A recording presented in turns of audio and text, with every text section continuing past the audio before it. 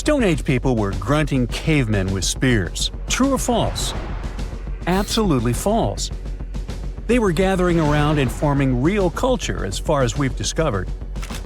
In Turkey, scientists uncovered a 12,000-year-old mystery that's revising history. It's a sophisticated cosmic calendar made out of giant stone temples that may actually be a warning from the stars. We're talking about Göbekli Tepe. This prehistorical site predates even Stonehenge, our classical stone ring circle, by 6,000 years. And it upends why we think Stone Age civilizations emerged and thrived. Here's how this discovery could change our collective history. Around 10,850 BCE, a massive comet, or better yet, a bunch of comet fragments, smashed into Earth. The skies darkened, the temperature dropped, big animals vanished, and it kicked off a mini ice age that lasted over 1,200 years. What's now a place called Göbekli Tepe was home to a group of humans who survived this entire chaotic event. After it happened, they started paying close attention to the sky. As a way of trying to control time a little bit more, they tracked the movements of the sun, the moon, the planets, and comets.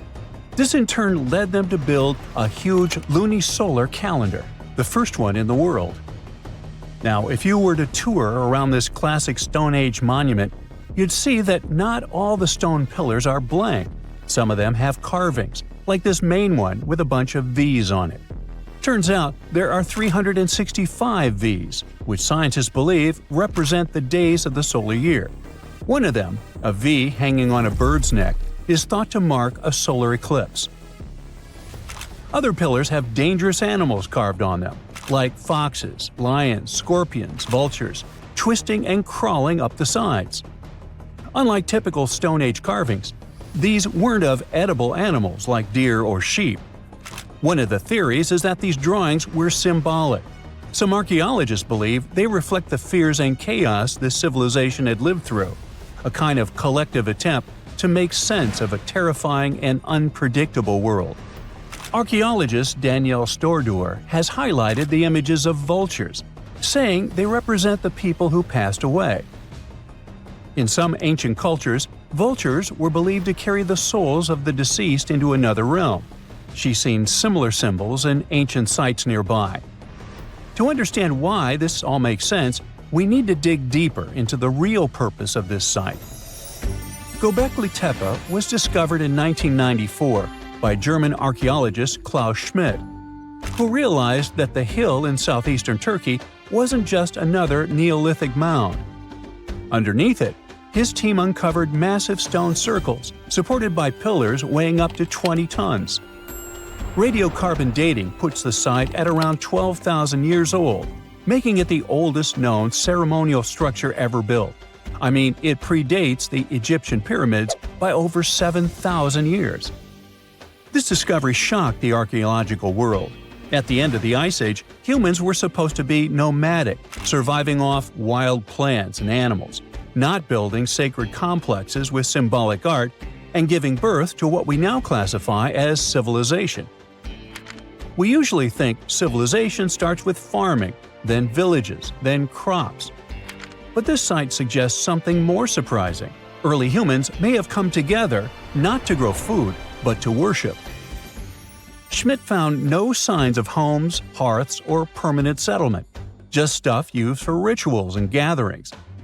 This has led researchers to believe that spirituality and communal rituals came first and that farming followed. Because to build something this massive, you'd need hundreds of people working together, which in turn would have sparked the need for food, organization, and social structure. In other words, the temple came first, then the village, then the farm. Now, Göbekli Tepe isn't just stirring debate because it's old. It's because it seems too advanced for its time, and that's where the more controversial theories start to emerge. Some researchers believe the builders of Göbekli Tepe weren't simply primitive hunter-gatherers experimenting with stone tools. They may have been the inheritors of ancient knowledge, remnants of a much older civilization that existed before the end of the last ice age.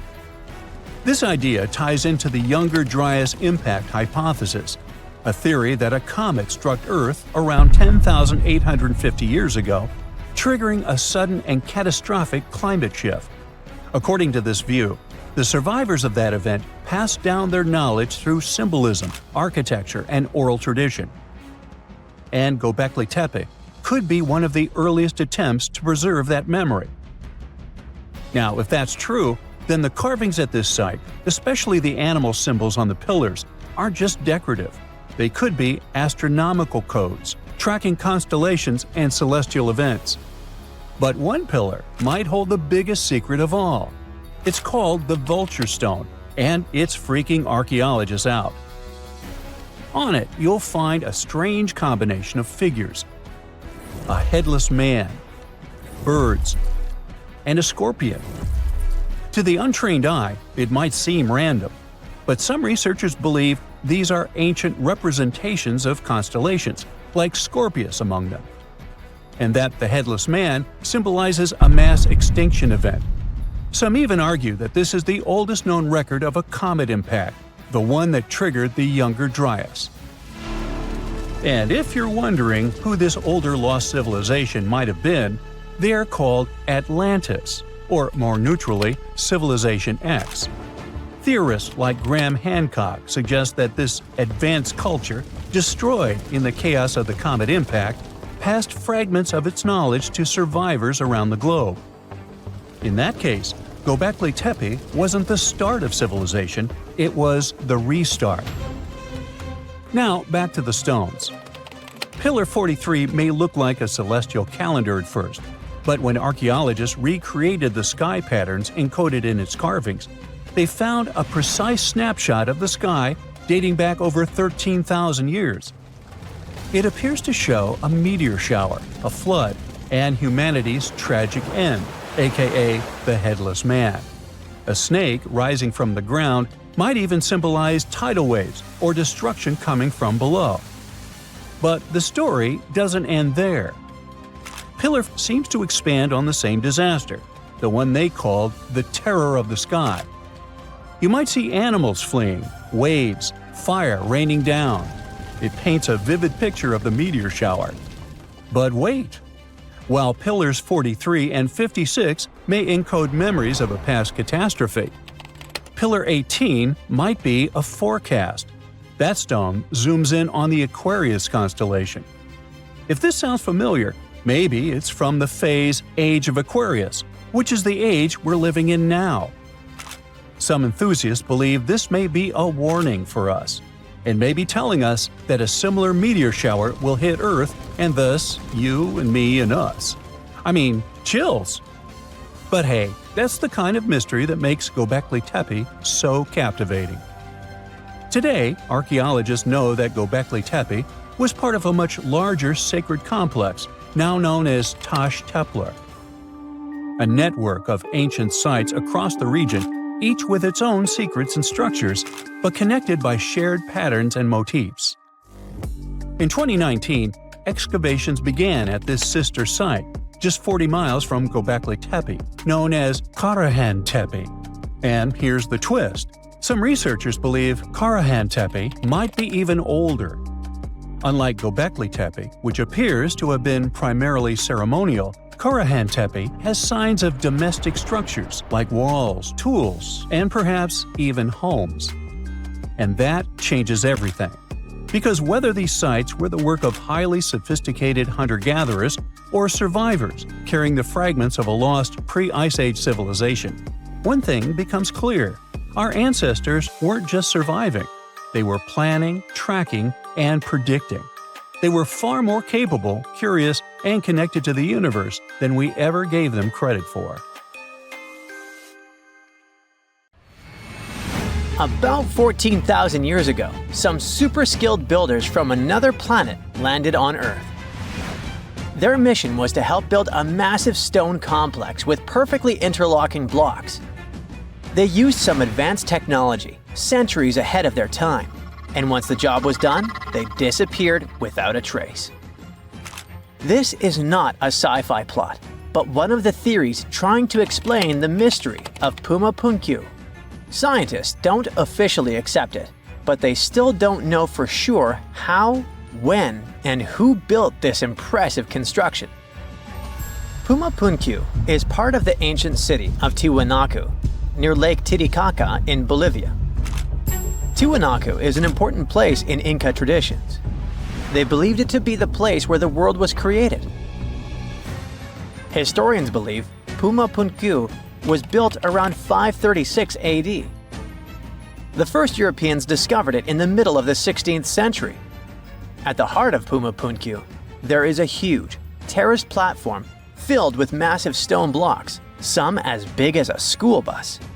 The largest one weighs a jaw-dropping 131 tons.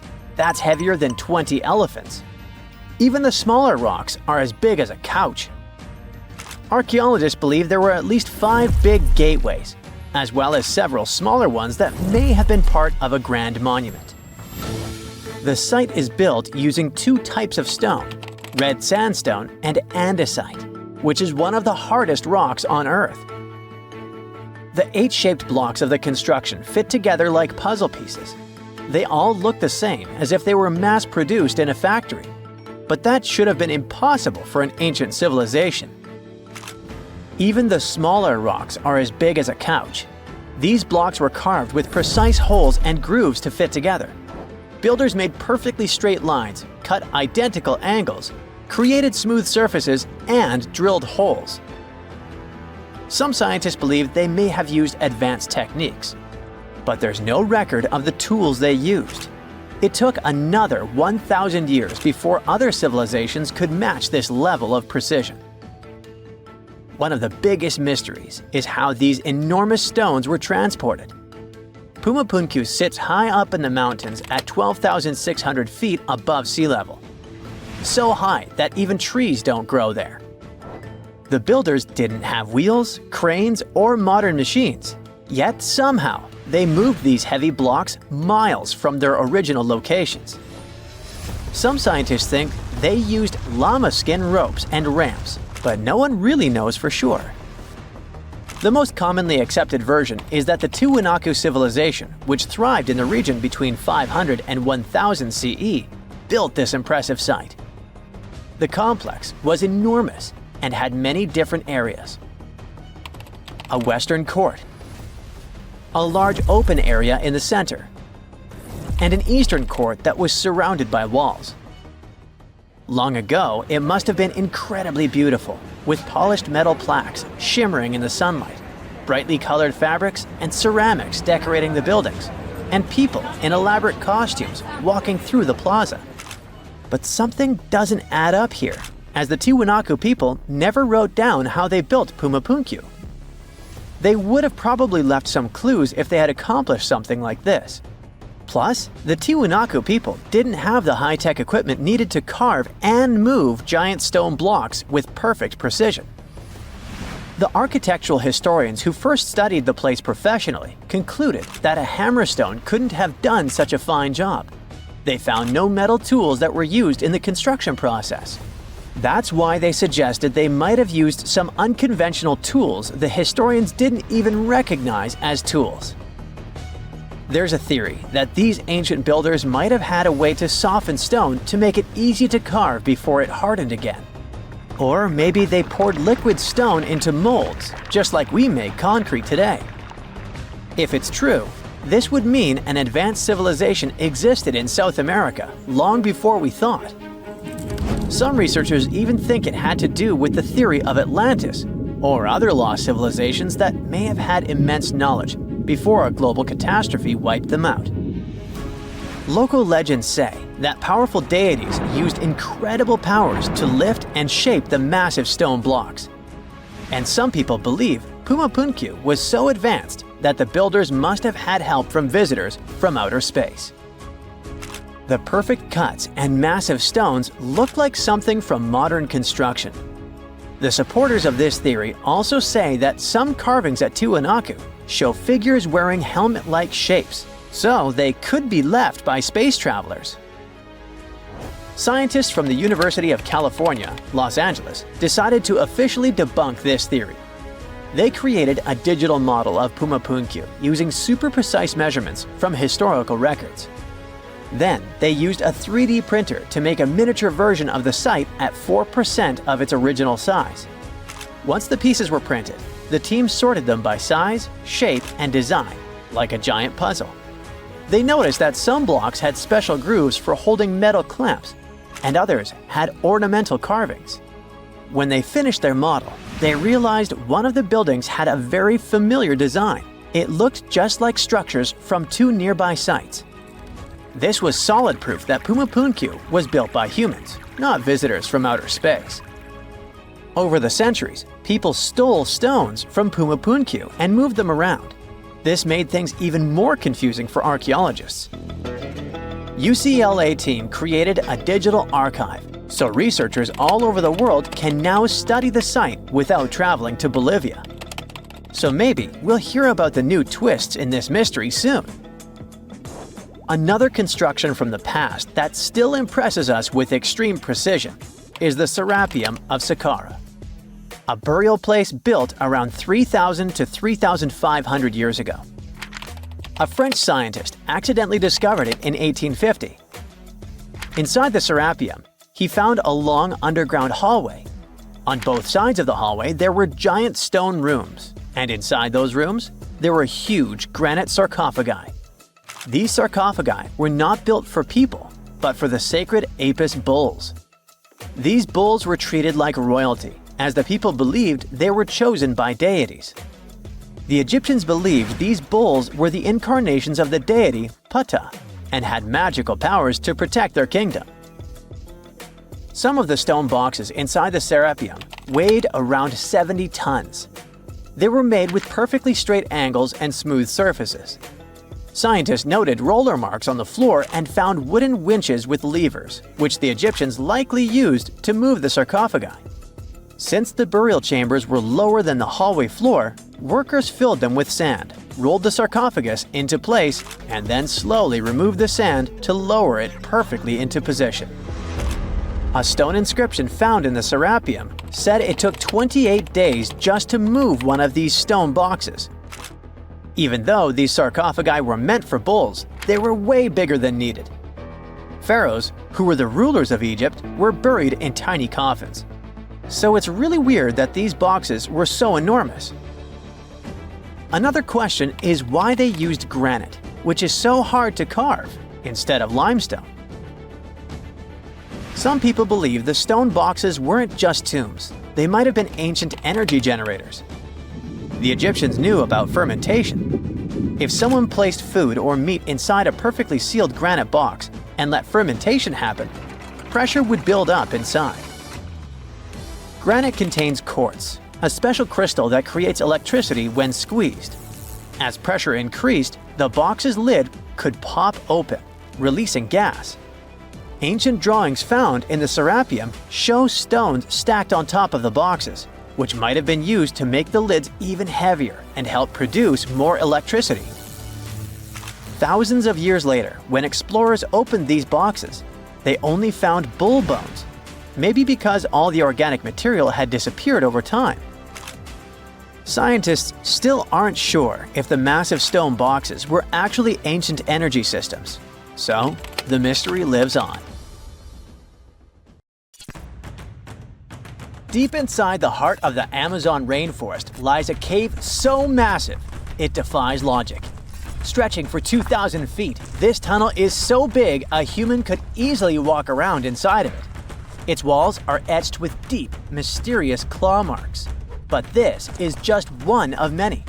If you travel to the south of Brazil, you'll stumble upon over 1,500 similar caves, ranging from modest tiny burrows to massive passageways. These are not your average spooky, bat-filled caverns. They're what researchers call paleo burrows, also known as ancient underground structures dug by creatures so colossal they make modern elephants look small. Whatever creature dug those tunnels displaced 800 elephants worth of dirt. I know, it still looks like a normal cave, but experts noticed this one was special because the walls were too neat and rounded, and the floor was too smooth. Besides, no water or erosion leaves such signs of serious digging power. These Brazilian caves are the largest geological records of animal activity on the planet. It's like stumbling into a prehistoric house made by creatures the size of cars. To unlock this mystery, researchers analyzed the scratch marks on the walls and realized they had probably been made by giant ground sloths, a species called valgipes, which could weigh nearly 9,000 pounds and eat your average annual menu in about 3 days. Despite being huge, these animals were not earthbenders. They had to work in groups if they wanted to dig such long tunnels. This is why scientists believe many sloths shared the same tunnel and dug it together. Even some giant armadillos may have helped with the digging. After all, they were ridiculously skilled excavators and lived there too. Okay, but why would a giant sloth or armadillo need a 2,000-foot-long underground lair? Great question. And the truth is, scientists aren't totally sure.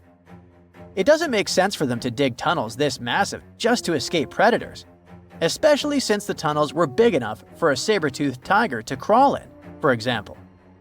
So, unless they installed prehistoric security systems, this theory has holes. Haha, pun intended. The best bet is probably climate. Back then, everything was drier and colder, and some species of giant sloths were living their best lives back when Earth was transitioning between cold and warmer periods. Their big bodies usually protected these animals from temperature changes, but drastic fluctuations probably made them hide in order to survive. Besides, just like modern sloths, giant sloths probably had a hard time maintaining their body temperature, and going underground for a while is a great way to protect your babies and save some energy. After all, the bigger you are, the more energy you spend. Some scientists believe these tunnels might have had rotating tenants. One sloth moves in, digs a bit, leaves some scratch marks, moves out. And sometime later, another one crashes there and adds its own decor touches. A hostel for ancient megafauna. All evidence points to a more timeshare situation than a prehistoric private property. After all, these creatures weren't exactly social butterflies. Most sloths and armadillos usually keep things strictly one-on-one, just mom and baby. Yeah, dad sloth stuck around only for the good part. But you probably noticed one tiny detail here. These guys are not around anymore. They went extinct 11,000 years ago, right around the time humans started to get popular on Earth, when another ice age was ending. In fact, 80% of all mammals that were heavier than 2 pounds disappeared then. The first culprit is, of course, the usual suspect: humans. Around 10,000 years ago, a wave of skilled hunters using distinctive tools like spear points spread across North America. The theory goes that American animals weren't used to this new predator, making them easy targets. Once the big plant eaters started vanishing, the big meat eaters followed. They didn't have enough food to survive, and it wasn't just excessive hunting that caused some damage. Early humans may have also harmed ecosystems in ways that made survival harder for large species. But wait, there's another suspect: climate change. Around the same time, Earth's climate got a major shakeup. The climate was going from super cold to only slightly cold. Just so you know, Earth's temperature was about 46 degrees Fahrenheit, making seasons change and plants perish. And if plants are no longer around, big animals that eat them, like our friends giant sloths, have less nutrition, making them even more vulnerable. Many scientists now think that both human impact and climate change played a role, just in different ways depending on the region. In some places, humans may have tipped the balance. In others, nature itself did the job. Either way, it was a perfect storm that ended the age of giants. Turns out, being huge isn't always a plus. Giant animals tend to live longer and reproduce slowly, which makes them sitting ducks when disaster strikes. Besides, it takes a long time for these guys to bounce back. After dinos disappeared, for example, it took 15 million years for new mega mammals to stomp onto the scene. The last major extinction happened around 12,000 years ago. not really enough time for brand new massive beasts to evolve. Today's biggest ground animals, like elephants, rhinos, and bison, aren't newcomers. They're actually the tough survivors of that ancient chaos. And, well, at least we still live alongside the blue whale, the biggest mammal ever. But why did some prehistoric animals get so gigantic in the first place? Well, being big has some perks, in spite of all the extinction thing. It keeps you safe from predators and helps you win the fight for food. If plant eaters bulked up, predators had to level up too, just to keep up. And the environment plays a big role. You see, cold-blooded animals might grow bigger in hot places to stay cool, and warm-blooded giants thrive in cold places to stay warm. One paleontologist even suggested that some dino-sized vegetarians needed those massive bellies just to digest the tough, woody plants of their time, as if they had a salad bar inside their bodies. There's also the thing with oxygen. Back then, Earth's atmosphere had way more of it. That's a big deal, especially for creatures with less efficient breathing systems like insects. Higher oxygen levels meant their bodies could handle more growth and more activity, kind of like nature's turbo mode. We also have to discuss bones, specifically the lighter ones. Many huge dinosaurs had air sacs built into their skeletons, just like modern birds. This made their bones strong but not ridiculously heavy, meaning they could grow super tall or long without collapsing under their own weight. Those air sacs also helped with cooling down, which is super important when you're basically a walking oven of muscle. On the flip side, modern mammals are limited by gravity and biology. Bigger bodies need stronger hearts, lungs, and blood pressure just to keep functioning, and land doesn't offer much support. This also explains why whales got even bigger than dinosaurs. The ocean acts like a natural support system, which pretty much means that buoyancy helps hold up all that mass. So blue whales can hit a jaw-dropping 330,000 pounds without turning into pancakes. On land, that kind of size would be a serious health hazard. So ancient giants weren't just freaks of nature. They were the result of the right mix of air, food, physics, and environment working together in just the right way. The whole extinction event surely is a bummer for giant sloths that worked as gigantic engineers of nature, but it surely prevented us from sharing the planet with insects the size of crows, like some types of griffin flies or millipedes reaching almost 6 feet in length. Yikes! Now, if you'll excuse me, I'm going to appreciate modern sloths. Slow, small, and thankfully incapable of terraforming the landscape and giving me insect-related panic attacks. For over 3,000 years, no one knew this place even existed.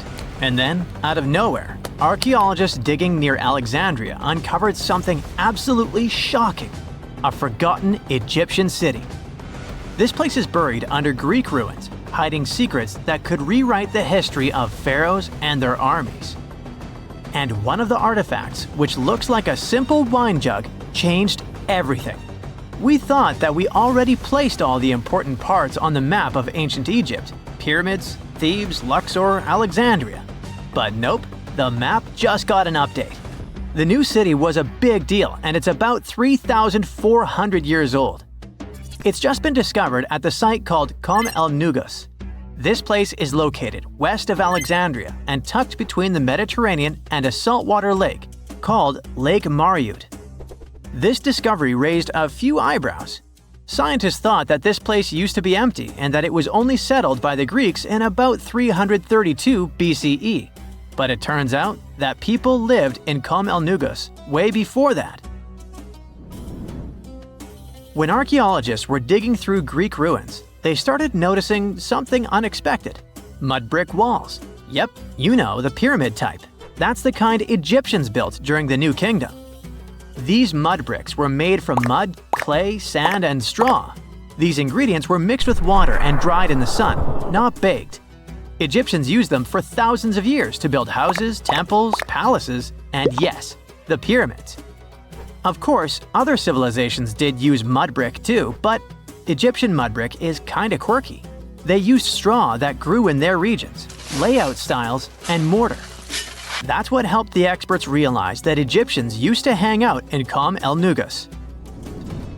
That alone raised eyebrows, and then they found more. An entire street layout, buried structures, and even a temple built by Ramses the Great himself. His name speaks for itself. This guy was one of the most famous pharaohs in all of Egyptian history.